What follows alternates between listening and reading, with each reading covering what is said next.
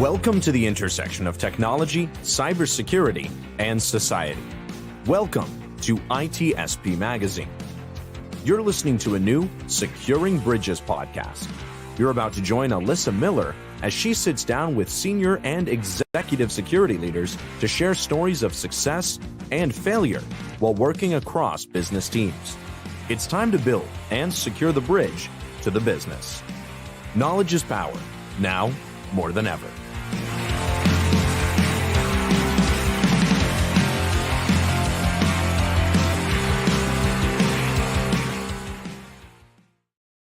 Hello, Securing Bridges faithful. Here we are once again. Oh my God. We're at the end of our 20s. This is it.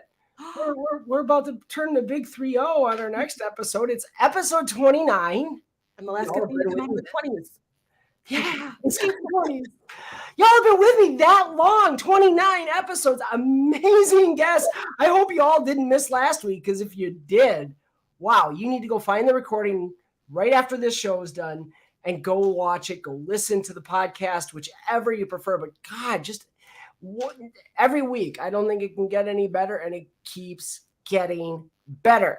So excited to see you guys have joined us again today. Really excited for yet another incredible guest on the show.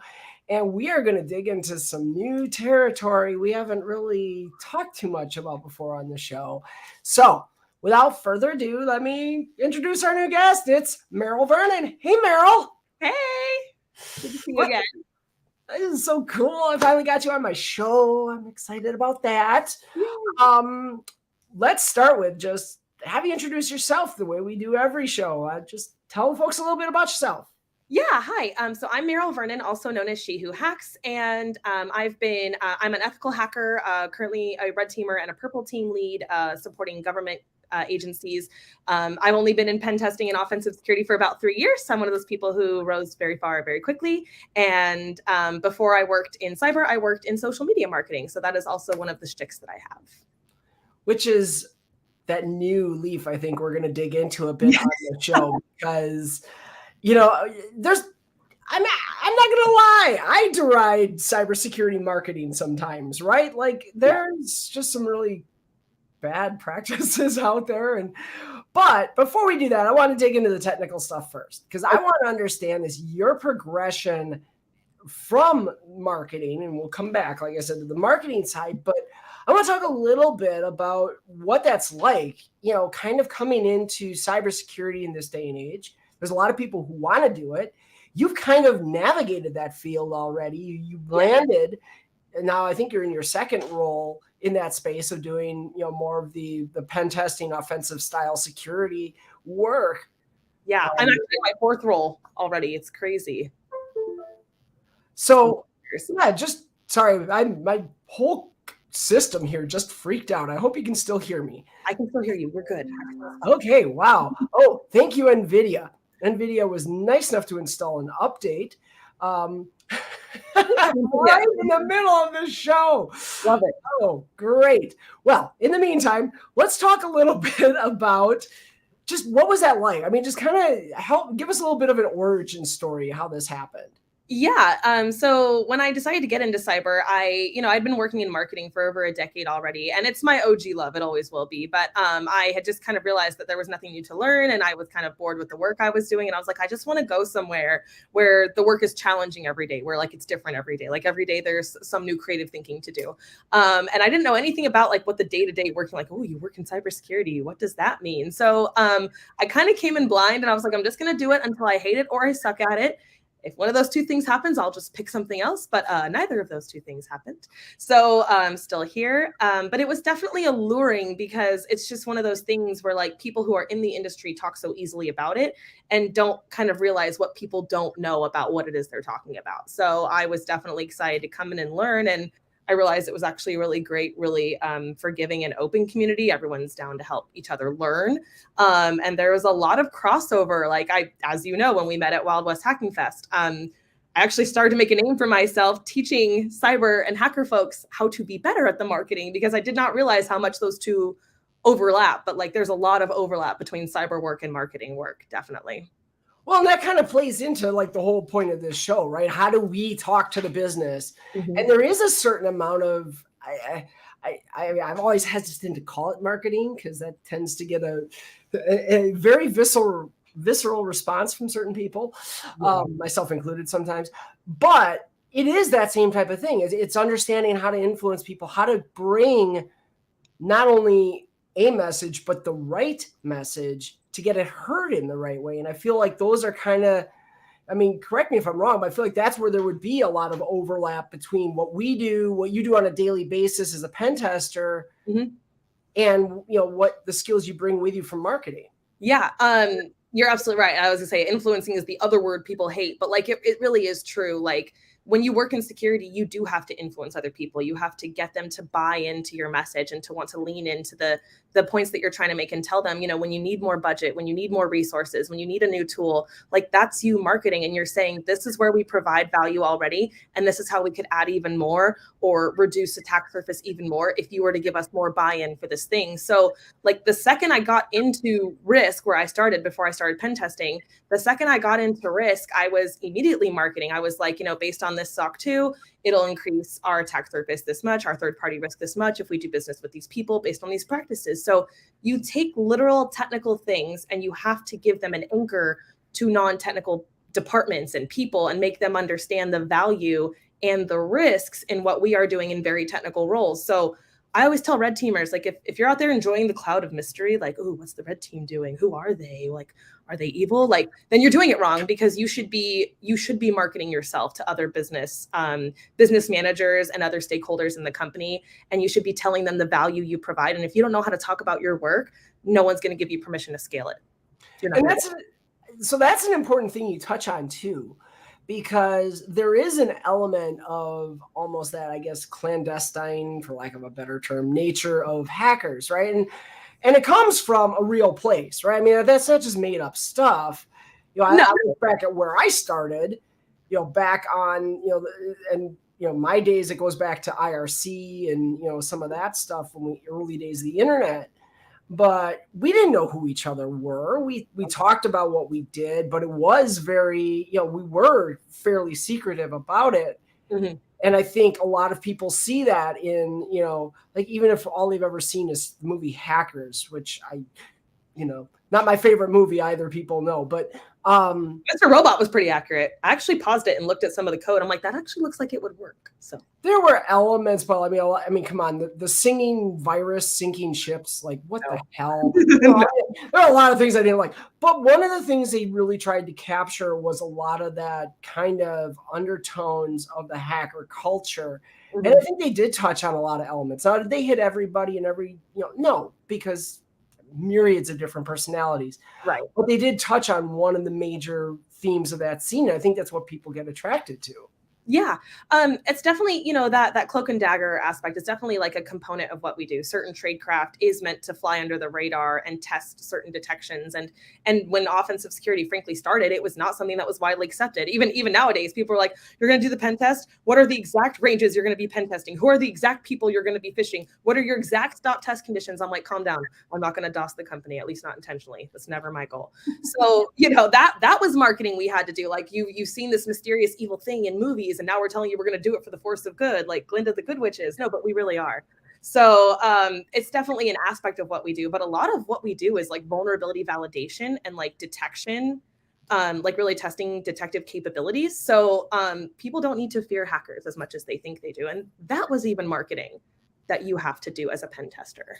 Well, and that's a huge point, right? Because I've been involved in these conversations about this, right? Like the change from being a, just that curious hacker to someone who does it professionally for a living, paid by companies who want me to do it for good. Yeah. And, I've had people who say like, work for, who aren't working for an organization. Instead, they're doing like bug bounties through, pick your bug bounty concentrator of choice, right? Yeah. And they always, that they don't have to worry about that. It's like, well, actually, you're wrong, because it's all that safe harbor stuff that we start talking about with responsible reporting and such.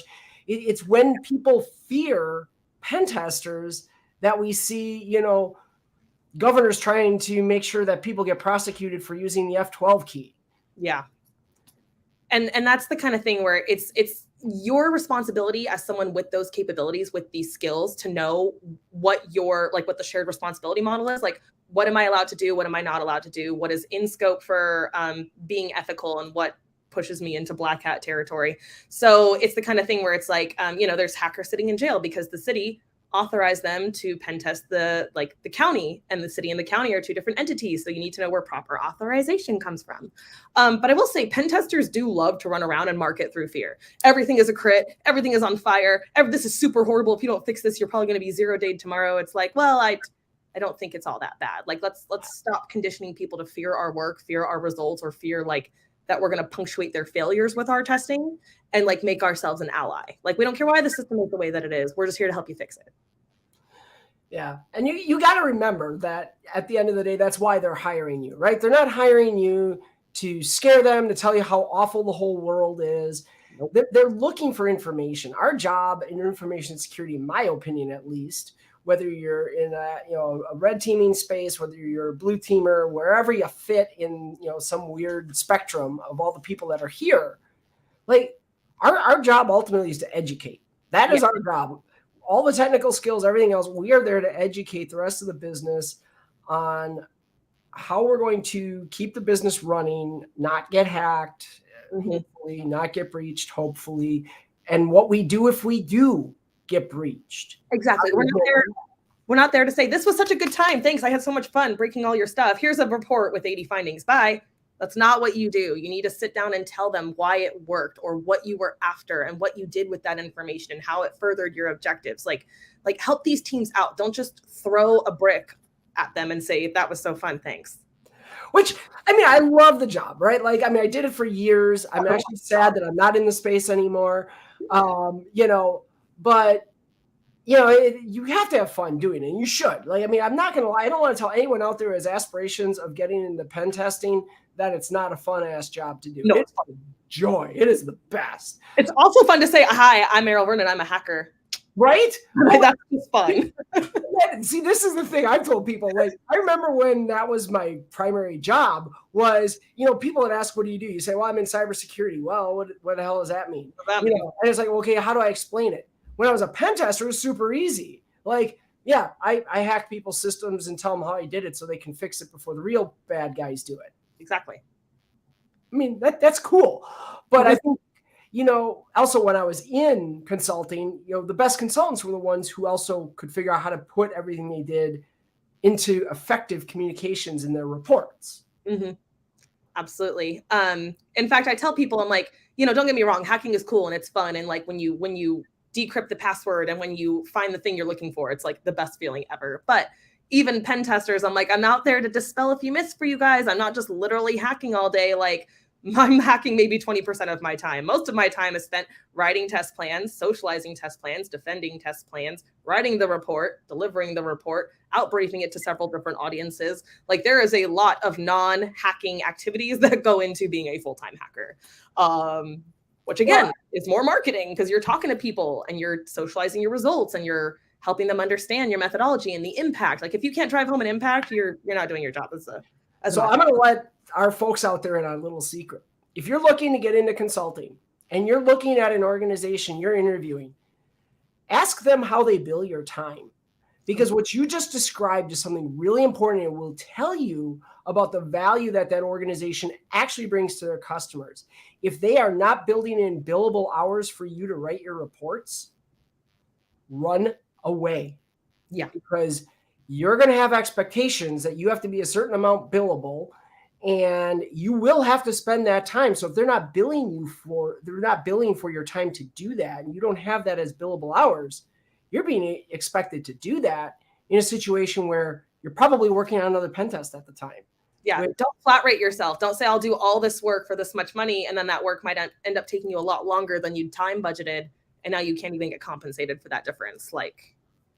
So practical advice right here, speaking from experience. Okay. So, but yeah, and it all comes back to this marketing thing, right? So we talked about that a little bit, and how we market the information we're trying to bring the right message.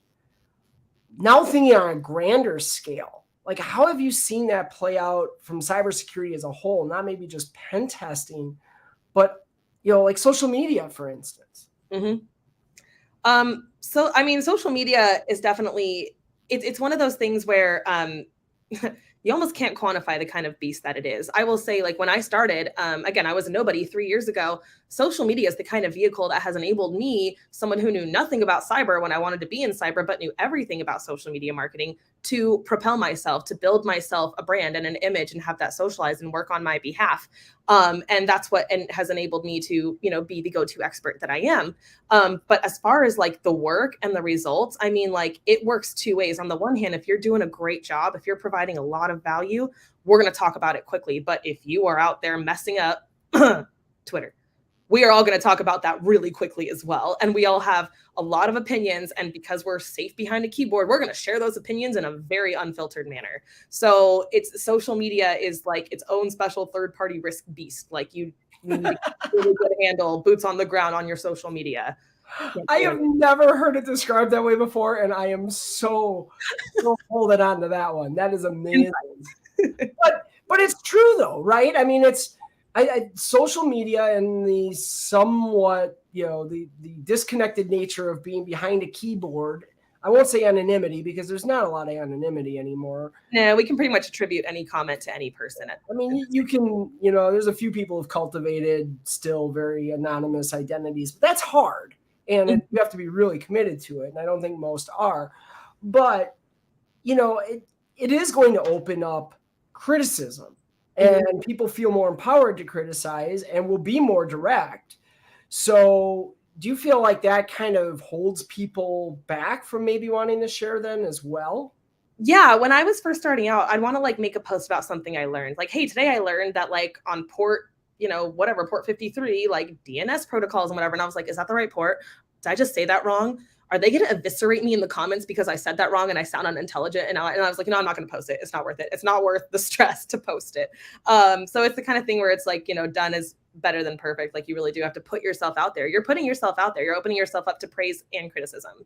And how you handle that criticism, how you handle correcting mistakes that you make and owning certain things and taking responsibility for certain things is a big piece of it. Like you're trying to build trust with someone you've literally never talked to. Like we were online friends for years before we got to meet at Wild West Hack and Fest. Actually, not really. I was just your fangirl. But anyway, you're building a trusted relationship. And so people need to buy into you and they need to see that you're a human and see like don't just be like, oh, I'm so perfect. I've never made a single error or made a tweet that I regret. Just say, I messed up. I'm so sorry about that. I'm going to do better. Thanks for bringing my attention to it. Thanks for keeping me honest. Like how you handle things very publicly now is going to like, it'll impact sales. It'll impact revenue. It'll impact partnerships. Like it's a big deal out there. Oh, and you bring up a really good point. And it's something that I learned, I think fairly early on in my life on Twitter is, when you make a mistake, there's so much more credibility to be had in saying, hey, guess what? You know what, guys, I fucked up. I said something stupid. I said something dumb. I apologize. I don't mean to be a bad person. It was just a dumb thing I did. Versus, what the people that we see get blasted the most are the ones who insist on doubling down, trying to either, justify what, misinterpreted. I didn't mean it that way. Like, well, and that's the other one, right? It's either I'm going to justify this no matter how wrong it clearly was, and I'm going to keep changing the argument until something sticks, or it's that's not what I meant. I'm going to gaslight the hell out of you and tell you that I never said that kind of thing. And, that right there is really important because think about it. If instead of a person, that's an organization. You guys are just keeping PR managers employed if that's the strategy that you use, because you're just making more messes that someone has to come in and clean up for you. And honestly, you can destroy your brand so much quicker than you can ever repair it. Like exponentially faster, easier to go down than it is to bring yourself back up. So, but by the way, companies, you guys can do this too. If you roll out a feature and realize it didn't work, you roll out subscription-based check marks and realize that was everyone hates it, then you can just repeal it back and say, sorry, we rolled that out. We tried it. Y'all hated it. We heard you. We listened. You spoke, we listened, we're fixing it now. And like the public will literally just go back to being happy like they were. But yeah, people just want to double down on negative messages and actions that are poorly received. And that is like social media suicide. No, and you completely disarm that when you apologize, right? Yes. Because if you come out and you actually make a legitimate apology and say, or an acknowledgement that you did something wrong, anyone now who wants to come and keep braiding you over the coals for it, well, now they look like the asshole. They right? do. It's the same in person. If someone is yelling at you, they're like, how dare you do this? Dude, you missed this. This was a ball that you dropped. And you're like, you're right. I'm sorry. They're like, what? Like, you're right. I'm sorry. I fucked up. I dropped that ball. That was completely on me. Yeah. Bar none. Sometimes you may not even fully agree with them. Like maybe you don't feel like you were totally in the wrong, but apologize at least for the part that you did. And it disarms them. You're right. They're kind of get thrown off. They're like, wow, I was going to eviscerate you. And now I feel bad.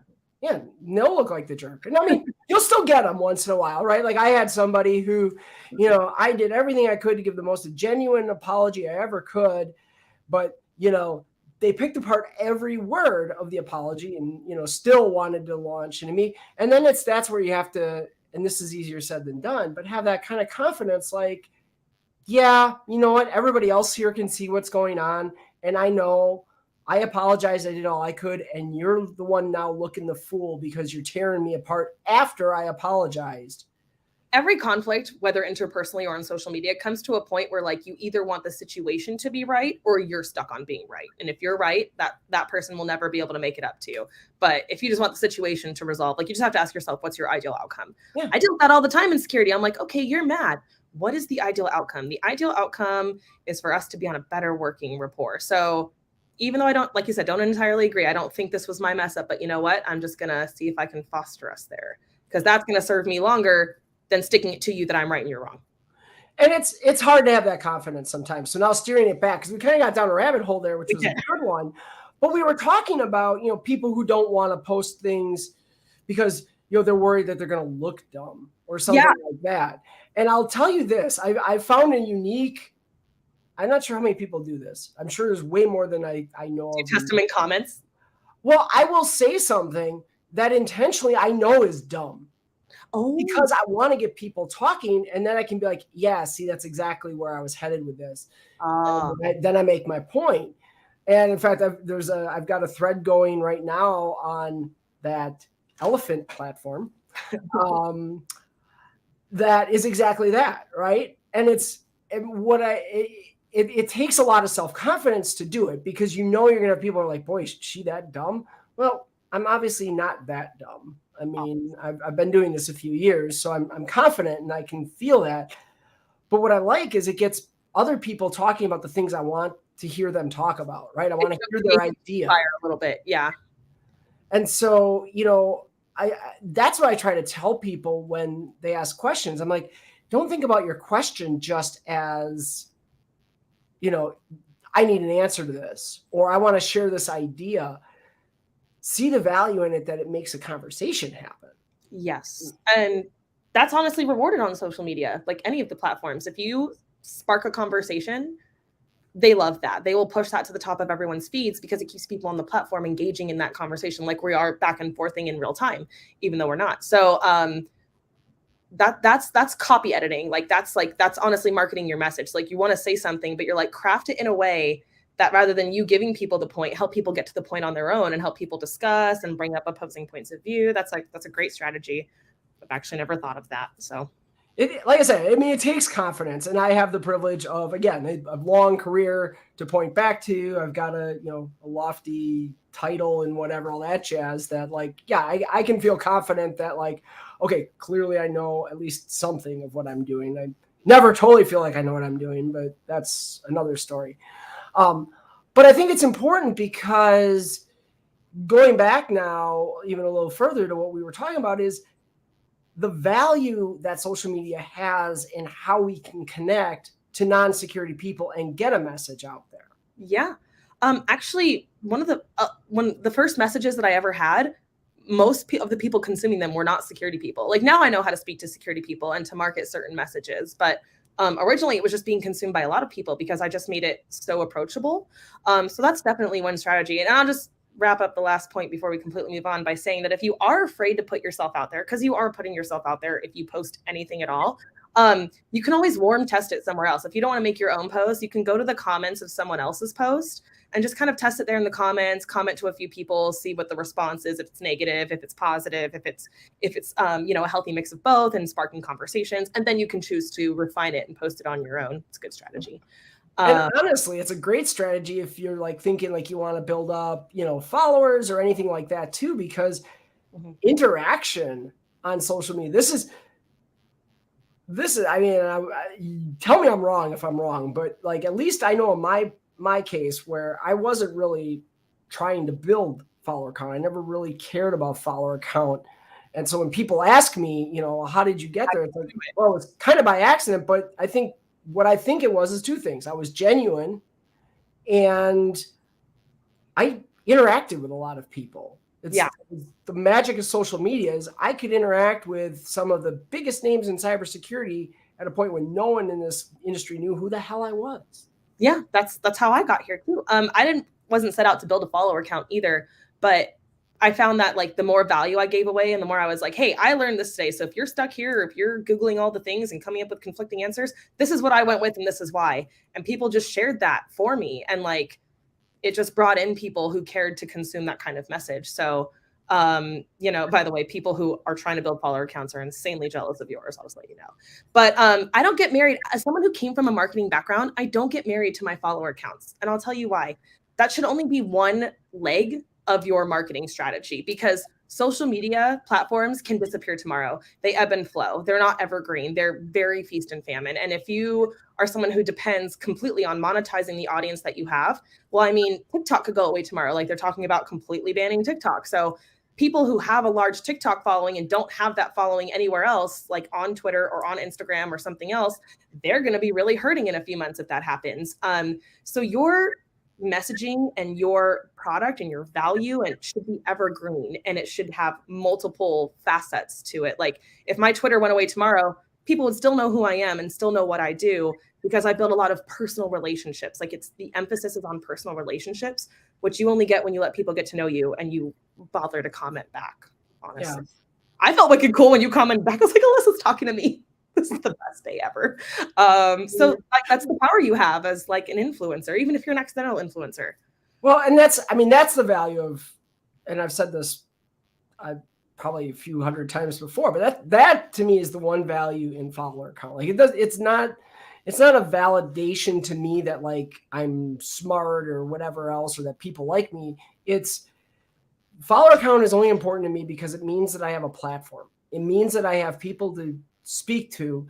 And why that's important is it means I can use that platform to help other people in the industry. Yeah. And that's something you tap into. It's a resource for sure. Yeah. I mean, so it's not without value, but unfortunately, all too often it gets turned into, oh, well, they have a lot of followers, therefore they're obviously a big name, or, well, they have a lot of followers, so I don't trust them at all, which, maybe that's valid too. But so we're seeing a situation right now, like you mentioned, right? Like you mentioned TikTok. We also Twitter. We've had this person Twitter took over Twitter and decided to make a lot of really seemingly ill-fated decisions thus far. I call them dumb choices. You made some dumb choices, bro. I'm trying to be nice, but no, I agree. But so it's resulted in kind of a little bit, at least, of an exodus of, security people, at least, from the platform to go elsewhere. And obviously, news stories were on it pretty fast. That Mastodon saw a huge influx of people. Uptick. Yeah, that's what I'm saying. Like social media platforms are fluid. Facebook, or not Facebook, MySpace used to be a thing and now that's completely gone. Like Vine used to be a big one and now that's completely gone. Like these might not be around forever.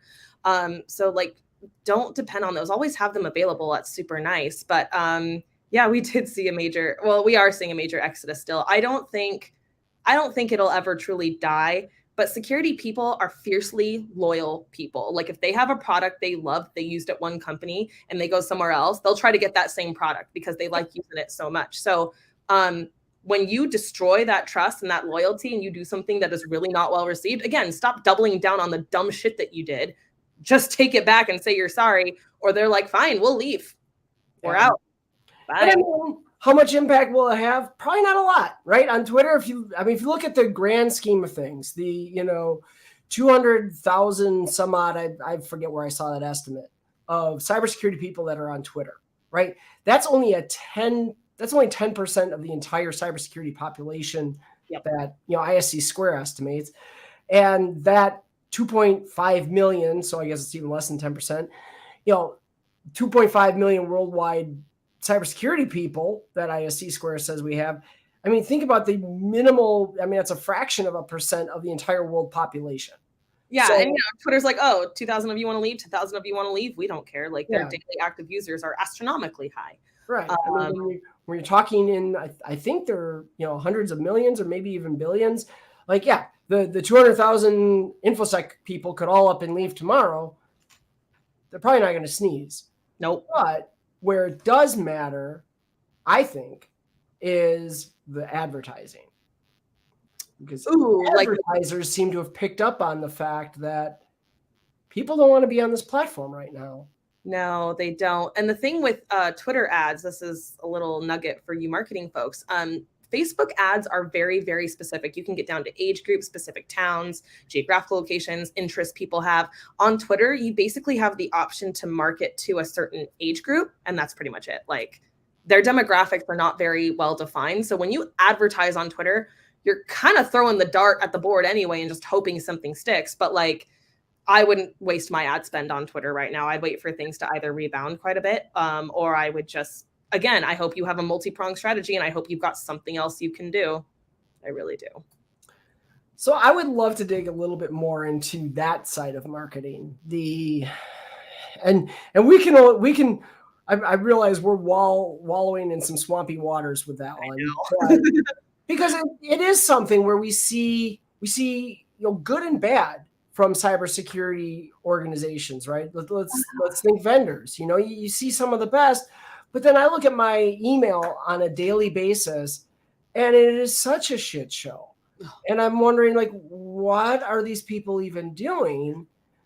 They're not doing the basics, and they're not listening. You're not listening to us. People like you, people like Naomi are out there telling you, this is what works. This is how you get to me. This is not how you get to me. You don't get to me with a cold email where you like didn't even care to read my profile. Like if I get one more offer in my inbox for a customer success manager, I'm going to go blue in the face because that's clearly not what I do. Like you didn't even read anything about me. Like I feel like cyber marketing firms just assume if they put the product out there, it'll just work for itself, or they get desperate. They're not seeing the revenue they projected. And then they just hire a salesperson who's like, I can sell anything. I could sell ice to an Eskimo or sand to someone living in the desert. But like your sales tactics don't work. You're not listening to your audience. You're not doing the basics. You're not understanding what they need and tailoring messaging or products to the needs they have. It's driving all of us crazy. So I love what you just said, because it hit me now that when we think about, so in cybersecurity, we love to beat on the vendors and pick on them for crap like that. And recruiters. And absolutely rightfully so, in my opinion, right? Like there are some really awful. I share them on Twitter all the time. Some of the horrible emails I get where it's very clear they didn't spend 2 seconds, and in fact, I do some things intentionally with some of my various profiles to make sure I can tell that very early too. But as we complain about that, what you just said brings to mind the fact that are we as cybersecurity professionals hearing our customers or our potential customers, the executives, the board, our own leadership? Yeah. And so if we're going to judge, maybe we need to be thinking about how do we do our own job of marketing, like we started this show talking about, how are we bringing the message to those people who are not cybersecurity people and understanding their needs? That's absolutely a valid piece of it. I will say I do think I'm allowed to hate on some people a little bit, because I do try to practice what I preach. I don't market through fear, uncertainty, and doubt, like a lot of red teamers do. I do make it a point to, like, my first few weeks at an org, I reach out to a lot of people. I just introduce myself. I say, I'm new to the OffSec team. Would you just like to have a coffee chat? I'd love to talk about my background and learn about you and see if maybe the output from my team can be beneficial to your team. And I'm building relationships. Like, everyone's like, how do you get so many podcasts? And how do you get so many collabs? And I'm like, honestly, very little of what I do is like business oriented talk. We're not talking for hours about like deals we can do. I'm getting to know you as a person, and I am figuring out where we might align on things. We'll spend like 50 minutes of an hour discovery call talking about our families and our hobbies and travel. And then at the end, I'm like, by the way, do you want to do a blog together? They're like, yeah, just email me. I'm like, cool, bye. Like, we don't put the people aspect in enough of that. And as cyber folks, we're like, oh, you must be concerned with the tech. You must be concerned with the finding. You must be concerned with the syntax, the binary, or the whatever. And it's like, no, these are still people doing this technical work. And like, I know it's hard for us because we're technicians and we hate it, but we need to build those relationships and build genuine relationships, not superficial ones. And that's where all the value added work and the better results and the cohesiveness is going to come from. And in a business setting, I mean, I can also replace the people with business, right? Yeah. I mean, because I feel like, and this is my mantra, hell, this is why this show exists. Mm-hmm. How do you understand what the business's needs are and craft your message to support that? I mean, I can run out there and say, critical vulnerability, fix it. And they're like, well, guess what? Yeah. That's running on 10-year-old software that we can't replace right now because, you know what? It makes a stack of money for us. And what am I going to say? Shut it down? Nope. No. Because if I did, I'm the one that's going to get shut down. Yeah, those are the people with the answers. Like, it's called market research. Just go talk to people and have conversations and figure out, like, why wouldn't this work for you? If I was to recommend this, why would that be a good or a bad idea? Oh, I'll tell you why that's a stupid idea. Yeah, great. Tell me so I can change what I'm doing. Like, as a pen tester, when I was pen testing mostly web applications, I'm like, I don't want to just write recommendations that make no sense. Like, a developer is going to look at this and be like, I'm not going to go through a million lines of code and fix this everywhere. That's completely unrealistic. So I was like, help me understand how to write realistic things you can actually do to move the needle, like surrounding this finding. And they're like, this would be a more realistic ask. I'm like, great, I'll do that. Like, I'm happy to tailor what I'm giving to set you up for success. Because if I say the only way to fix this is if they change all this and leadership's like, why haven't you done that? I'm setting them up for failure because there's no way the resources can handle that. So again, it's like, yeah, understanding your audience, talking to the business, talking to the customers, and figuring out how we can help them get where we want to be together. And here's what I see as kind of like a crux of this issue, or at least one of the pillars of it. I think we as cybersecurity people have a tendency sometimes, because we have been kind of the mysterious ones. Like, we understood this weird thing that nobody else understood. Sure. And so I think we kind of got lulled into this sense that we were somehow some superior intellect or something, and we didn't have something to learn from the business. And that's a huge mistake, because, I think we tend to, and I've seen this in certain people in particular, kind of downplay the value of the knowledge that it takes to do that side of things. Like, we treat it like, oh, well, anybody could run the business, but to do the cybersecurity thing, we have to be this big, mysterious expert. And if you're not willing to say, hey, I need you to teach me about some things that I don't understand, which is, how does our business run? That creates a problem. Would you agree?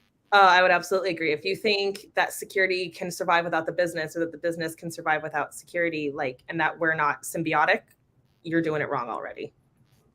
One of the best things you can do as a security folks, because like you were saying, like, we're in security, we love security and we love the technical findings. And we're like, I figured out this really complicated thing. Do you want to hear it? They're like, no, so it's like, you have to just realize how we need to come down a few levels, how we need to make it relatable. And I love going to people and saying, I'm so sorry, I'm completely uneducated in this area. Please help me understand. And I will try to do my job better as a result. But people are happy to educate and talk about their work. We love talking about our work. Business managers love talking about their work. And everyone who thinks they could run a business tomorrow, I know you guys don't understand marketing. I know that already. And that's a business function that not anyone can just step into. There's a science to pretty much every function of a business, from customer retention to finance to audit to marketing. It's all experts. So just treat them like the experts they are. Yeah. You're an expert in one field. And if you want to understand more about your business, I'll tell you what, go to one of their industry conferences sometime. Oh, that's a good one. I mean, I say this from experience because it just happened to me. Like, was it 2 weeks ago or last week or whatever the heck it was. I found myself at a corporate restructuring conference. Okay. Now I'm speaking at this conference, and yeah, it was kind of cybersecurity related, but having to, first of all, just being surrounded by a bunch of lawyers and folks like that, it was intimidating. I didn't know anything about that business really. I know what, the average Joe on the street knows, but obviously they know a lot more about it than I know. And hearing them talk about concepts and hearing them talk about how they approach, these different things and what what's important problem areas are. Yeah. So, is that something you've been able to leverage as well? Yeah. Honestly, when you go to a cyber conference, you're just another cyber professional. Like, we're all cyber professionals. It's not really that special. But like, if you go to one of your industry conferences, like if you work in insurance, go to an insurance conference. If you work in healthcare, go to a healthcare conference. When they find a cyber professional who's like, tell me what cyber means to me. Like, I know that we need to be concerned, but I don't understand it. I'm like, this is what you need to be concerned with. People love to ransomware you guys. People love to do this to you guys. Be on the lookout for this. And you start breaking it down for them. Then they get really excited. And they're like, now I feel like some gladiator who's helping protect my company from the evil hackers. And they are so excited to have you there. And you're unique. You're someone with a unique expertise that they can't just throw a rock and, like you said, find another lawyer, find another doctor, find another insurance adjuster. And they love to cross-educate. And that's, again, you're like, oh, now I know what you think of security is to your business. And I know how to tailor the education gaps now. I know where we need to focus. Superpower. Great advice.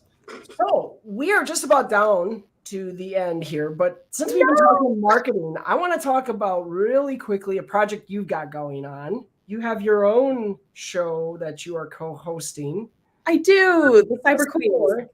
Cyber Queens. Yes. Tell us more.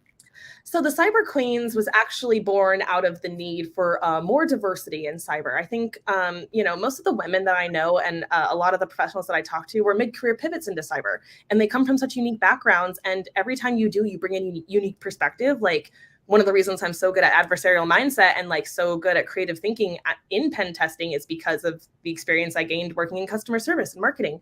I love that for us. I think we need it. I think diversity is going to be the key to, like, not all of us think the same. We aren't all looking at each other coming up with the same answer. So we started Cyber Queens to rebrand cyber as being this innovative, approachable, understandable industry, like an industry that people should want to be in, and not in like a destination, not a side stop. So we're aiming it at the Gen Zers, the people in high school and college. We want to inspire them to want to seek technical careers, build technical skills, learn these things early on, so that when they show up in the workforce, which they're going to do in a lot of numbers in the next 5 years, we have a whole brand new talent pool of people to pull from and to put into cyber roles with us, because we're losing the cyber war right now. So that's the mission of the Cyber Queens. We just want to evangelicalize a lot more people into having a passion for security and feeding those technical interests that they may have, because a lot of us have them, ridiculed out of us. It's not cool to be a nerd when you're younger. It's not cool to have an interest in these things, but it is so cool as an adult. Look at us. I think we're two of the coolest cats I know. So, that's the aim of the Cyber Queens at the end of the day. Cool. So where can people check it out? They can check it out, cyberqueenspodcast.com. We're on all the major platforms as well. And we do also post to YouTube for those of you who want to see us talk about cyber things. Awesome. Well, cool. Well, yeah, we are down to the end. These things always seem to go by so fast because, like I said, every freaking guest I have is incredible, and you have not disappointed either, Maril. I knew this would be a good conversation, and I loved it. So thank you for coming on. Thank you for letting me talk about marketing, my OG love. So not very many people let me delve into that too much. But actually, I'm here at Cyber Marketing Con in DC, and I'm so stoked to be amongst my people. We have to embrace the fact that marketing is as much a part of what we do as anything else. And that's a perfect way to wrap this show up. I think that's been the theme today is understanding that, how we message, what we say is as important as what we say. It is. And I just have to say, Alyssa does that so well, because despite the fact that she's got a mega follower count, what we call a mega follower count, she's still approachable. She is still someone who knows her people and her people know her. She's not like so far removed from her audience like Kim Kardashian, who I'm sure never comments on a single thing. But people love her anyway. So all I got to say is like, be genuine, be authentic, and success will come. That's how you give unbridled value and be authentic about it. And like the good things will happen. That's like the core of good marketing. No, it's not just the lighting behind me. Yes, my cheeks are really that bright red right now. So now that I've been completely flattered into embarrassment, but I appreciate it. So with that, time to wrap things up. Thank you everybody for tuning in. I hope you really enjoyed this episode. We've got plenty more coming. Looks like we're going to take the week of Thanksgiving off. I think that's next week, isn't it? Yep. Cyber Queens are too. Go be with your families. Yes. So there'll be no show next week, but then we'll be right back the week after that. We'll have another great guest. So, if you miss us next week, hey, all the recordings are out there. All the videos are there. The podcast version of this episode, it'll be available in a few days. Enjoy. Out to ITSP Magazine. And check us out on your favorite platform. We'll be there. Thank you for listening, and thank you for having me. It was so much fun. Awesome. Well, thank you, Maril. And to everybody else, take care. Have a wonderful Thanksgiving for those of you here in the U.S. For those of you listening abroad, well, sorry, you're subject to my home's holidays in this case. So I won't have a show for you next week, but we'll keep it going the week after. So, all right, take care, everybody. That's all we got for this time on Securing Bridges.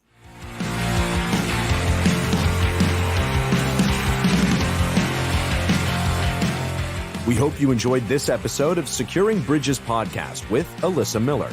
If you learned something new and this podcast made you think, then share itspmagazine.com with your friends, family, and colleagues. If you represent a company and wish to associate your brand with our conversations, sponsor one or more of our podcast channels. We hope you will come back for more stories and follow us on our journey. You can always find us at the intersection of technology, cybersecurity, and society.